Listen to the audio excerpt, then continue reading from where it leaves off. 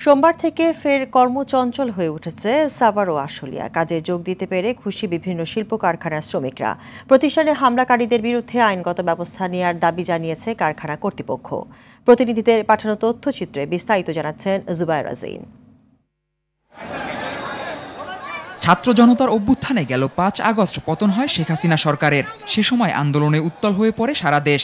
এতে অস্থিতিশীল পরিস্থিতি দেখা দেয় গাজীপুর ও আশুলিয়াতে।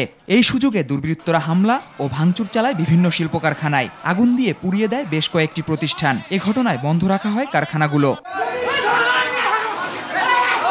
তবে সেই ক্ষত কাটিয়ে সোমবার থেকে আনুষ্ঠানিকভাবে কাজে ফিরেছেন শ্রমিকরা। কর্মস্থলে ফিরতে পেরে স্বস্তির কথা জানান তারা। পুনরায় অফিস খুলছে, কাজ করতে পেরে আমরা অনেক আনন্দিত।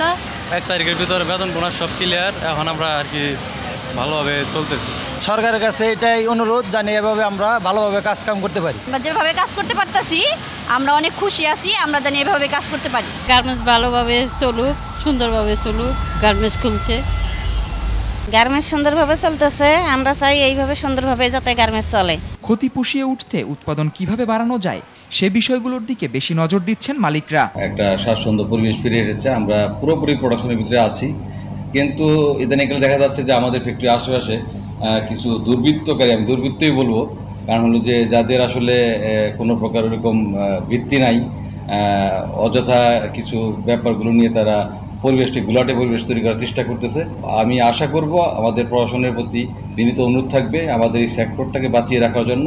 শিল্প কারখানায় আর যেন কোনো ধরনের অস্থিতিশীল পরিস্থিতি সৃষ্টি না হয় সেদিকে সবাইকে খেয়াল রাখার আহ্বান মালিক শ্রমিকের।